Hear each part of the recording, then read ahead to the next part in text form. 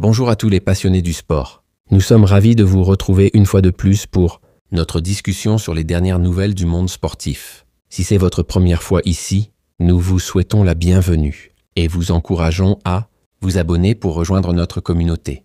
Abonnez-vous, c'est gratuit, sans engagement.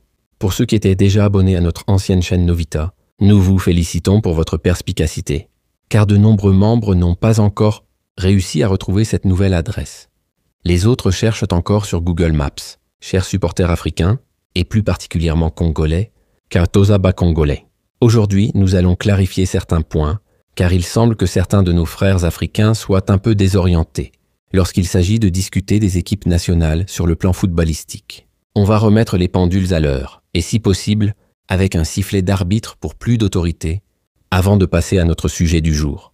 Quelques bonnes nouvelles pour nos nouveaux léopards. Sébastien Desabre reste vigilant, conscient des défis auxquels font face certains domaines de son équipe.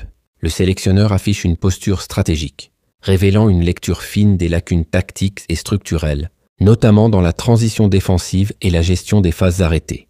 C'est confirmé que Mathieu Epolo, le jeune gardien du Standard de Liège, figure dans la liste de présélection pour la RDC. Ce choix témoigne d'une volonté de rajeunissement du poste de gardien, avec un profil moderne, bon jeu au pied, réflexe vif et capacité à relancer rapidement en contre. La liste officielle des léopards devrait être publiée d'ici la fin de cette semaine, sauf imprévu. Sinon, ce sera au début de la semaine prochaine.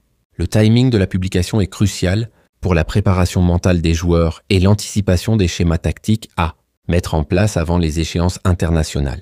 Comme mentionné précédemment, il y aura davantage de surprises dans tous les secteurs. Cela laisse présager une refonte partielle de l'effectif, avec des ajustements dans les lignes défensives, médianes et offensives, visant à accroître la polyvalence et la densité athlétique. D'après Sacha Tavioleri, l'entraîneur des Léopards Senior A, Sébastien Desabre aurait établi un contact étroit avec le gardien, congolais du Standard de Liège, Mathieu Epolo, et un accord a été atteint dans une ambiance joyeuse. Ce type de relationnel positif entre le staff et le joueur est fondamental pour instaurer une dynamique de groupe saine et renforcer l'adhésion. Au projet sportif, Wissa et Brentford à couteau tiré. Pour compliquer son départ vers Newcastle, Yohan Wissa a décidé de supprimer toutes ses photos de Brentford sur son compte Instagram, montrant ainsi qu'il aspire à d'autres objectifs. Ce geste symbolique traduit une rupture psychologique avec son club actuel, souvent annonciatrice d'un transfert imminent dans le football moderne. Yohan Wissa, le meilleur buteur de l'histoire de Brentford en Premier League anglaise, s'est également désabonné du compte Instagram de Brentford FC. Une démarche qui accentue le malaise relationnel et confirme une volonté de repositionnement dans un environnement plus compétitif. Il a modifié son profil Instagram pour ne conserver que les photos de l'équipe nationale et celles de son ancien club, le FC Lorient. Ce recentrage identitaire peut être interprété comme une stratégie de communication visant à valoriser ses racines et son engagement patriotique. Après avoir décidé qu'il pourrait laisser partir Wissa pour 40 millions d'euros, montant proposé par Newcastle, à condition de trouver un remplaçant, le club a finalement recruté un joueur burkinabé. Le recrutement d'un profil africain montre la volonté de Brentford de maintenir une certaine intensité physique et une capacité de percussion dans son secteur offensif. Cependant, suite à leur défaite de samedi dernier, la situation a changé. Le montant demandé est désormais de 60 millions d'euros et ce n'est plus 40. Cette inflation soudaine du prix est une manœuvre classique post-défaite, visant à compenser la perte de valeur sportive par une valorisation financière. Wissa, très frustré par l'attitude de Brentford à son égard, lui qui souhaite rejoindre Newcastle United cet été pour avoir l'opportunité de jouer en Ligue des champions européenne. Son ambition de disputer la C1 témoigne d'un désir de franchir un palier dans sa carrière, en intégrant un collectif plus exposé au haut niveau européen. Espérons que Brentford ne compromette pas cette possibilité.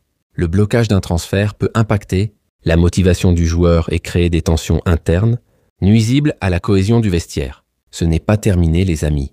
La saga se poursuit sans relâche.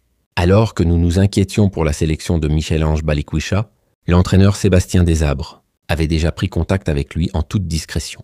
Cette approche discrète illustre une stratégie de recrutement ciblée, visant à sécuriser les talents binationaux avant qu'ils ne soient captés par d'autres sélections. Ce qui est encore plus surprenant, c'est que Michel-Ange Balikwisha est déjà prêt sur le plan administratif avec la RDC. Toutes les démarches nécessaires ont été réalisées auprès de la FIFA. L'anticipation administrative est un atout majeur pour éviter les blocages réglementaires et garantir la disponibilité du joueur lors des prochaines fenêtres FIFA. Ainsi, il est prêt à revêtir le maillot des Léopards dès demain. Son intégration immédiate pourrait apporter de la créativité offensive, notamment dans les phases de transition rapide et les situations de déséquilibre. En tout cas, cela nous réjouit. Pas nos concurrents, notamment les Sénégalais qui tentent désespérément de créer l'impossible à Kinshasa. Septembre s'annonce intense. La rivalité régionale s'intensifie. Et le mois de septembre pourrait être décisif dans la course aux qualifications avec des confrontations à haute intensité tactique et émotionnelle. Alors allons au sujet. Cela concerne particulièrement nos amis sénégalais. En effet, les débats entre les supporters congolais et sénégalais sur diverses plateformes et médias sociaux prennent de plus en plus d'ampleur. En réalité, la République démocratique du Congo se retrouve dans le même groupe que le Sénégal pour les éliminatoires de la Coupe du Monde 2026, et c'est la RDC qui est le leader du groupe pour la précision. Petit rappel, le classement ne ment pas, même Google est d'accord. Mais ce n'est pas tout. Au lieu de tenter d'apaiser les tensions déjà présentes, la CAF a, au contraire, ajouté de l'huile sur le feu en regroupant ces deux équipes dans le même groupe pour la Coupe d'Afrique des Nations, qui se déroulera au Maroc en décembre. La CAF, c'est comme ce pote qui dit « Calmez-vous » et balance un seau de popcorn sur le feu. Pour nos frères sénégalais, les places doivent être réservées aux équipes les plus performantes et cette façon de voir les choses soulève des interrogations. Performantes selon le palmarès ou selon le nombre de followers sur Instagram. On demande pour un ami. Quand ils parlent de bonnes équipes, à quoi font-ils réellement référence?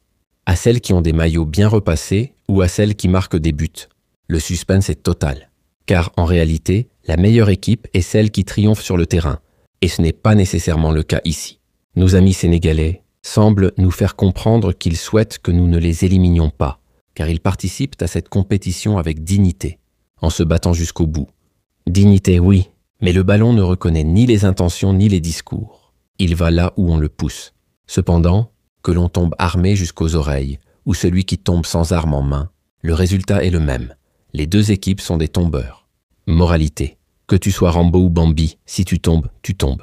La RDC possède actuellement une équipe que je considère comme la meilleure d'Afrique, sans détour. En termes de talent, aucune autre nation, qu'elle soit noire ou maghrébine, ne rivalise avec le Congo.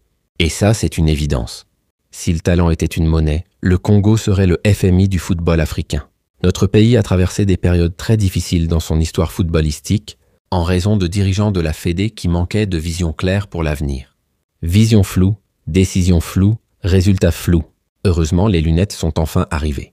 Si l'on se concentre sur les nombreux Congolais dispersés dans les sélections européennes, il devient évident que la RDC est une force incontournable sur le continent.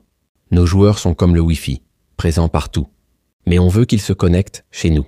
Les pertes de nos talents dans le passé auraient pu faire de nous la nation la plus couronnée de succès en Afrique, sans contestation possible. Aujourd'hui, nos joueurs reviennent naturellement vers notre équipe nationale, sans être forcés des mains. Pas besoin de menaces ni de chèques XXL, juste de la fierté et un bon maillot. Notre sélectionneur dispose désormais d'une liste de plus de 800 joueurs potentiellement sélectionnables pour représenter notre pays. Ce ne sont pas de simples remplaçants au sein de l'équipe, mais bien de véritables talents bruts. Et ça, c'est pas du toc. Les Sénégalais évoquent à chaque occasion le dernier match mémorable contre la Yougoslavie, lors de la Coupe du Monde de 1974, tandis que vous omettez les éléments cruciaux qui ont conduit les Léopards à une défaite si sévère, 9-1, un score qui fait mal. Mais l'histoire mérite d'être racontée avec tous ses chapitres, même les plus mystiques. En réalité, le président Mobutu n'était pas seulement un homme politique, mais aussi un grand passionné de football. Un président qui aimait le foot, on aurait dû lui offrir un banc de touche au lieu d'un palais. Après avoir remporté son deuxième titre africain, Mobutu aspire à un rêve encore plus grand en souhaitant briller lors de la Coupe du Monde et viser le trophée.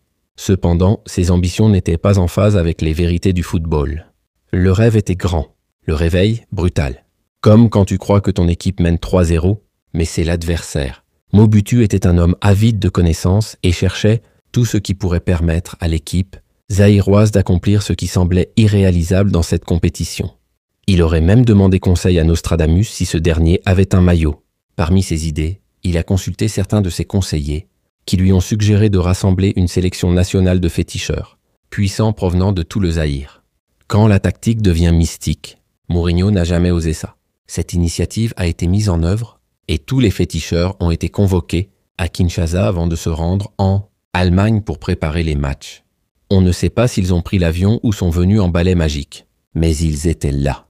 À l'exception des joueurs sur le terrain, qui sont les véritables responsables des résultats, tous étaient au courant de la situation, notamment que leurs primes de participation n'avaient pas été versées. Motivation niveau 0. Même les féticheurs ont dû dire « on n'a pas signé pour ça ». Ils ont voulu prouver au président Mobutu que c'est la motivation des joueurs qui fait la différence, et non un fétiche.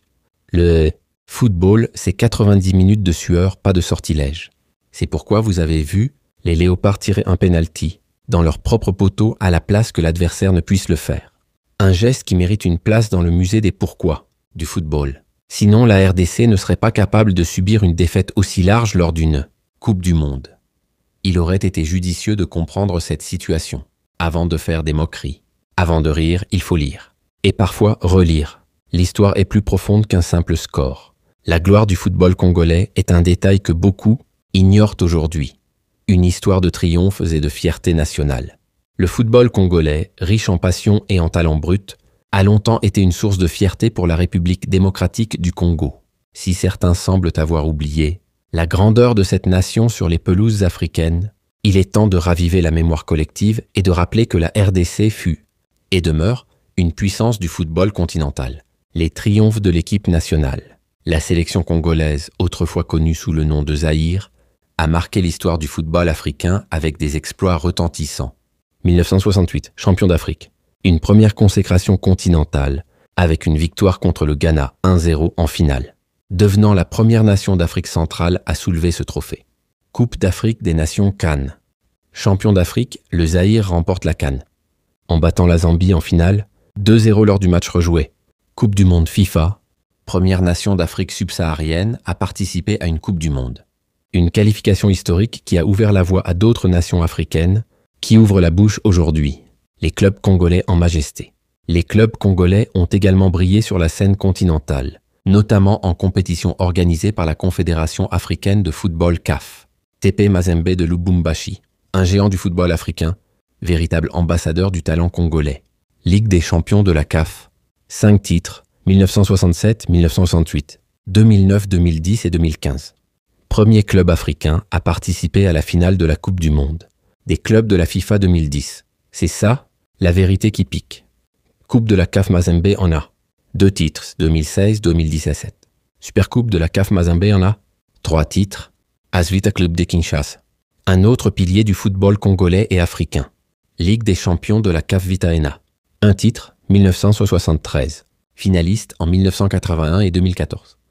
Coupe de la CAF. Finaliste en 2018, une influence durable. Le football congolais ne se limite pas aux trophées. Il a produit des légendes comme Pierre Moina Kassongo, Moulambanda meilleur buteur. De tous les temps, en CAN avec 9 buts, marqués en une seule édition de la CAN 1974. L'Afrique a connu des talents, comme Eto'o Drogba, personne n'a réussi à battre ce record. La RDC n'est pas une nation à sous-estimer. Elle a écrit certaines des plus belles pages du football africain et son héritage continue d'inspirer. Alors, chers amis sénégalais, n'oubliez pas, le Congo a rugi avant que beaucoup ne sachent marcher sur le continent footballistique. Merci chers spectateurs et au revoir.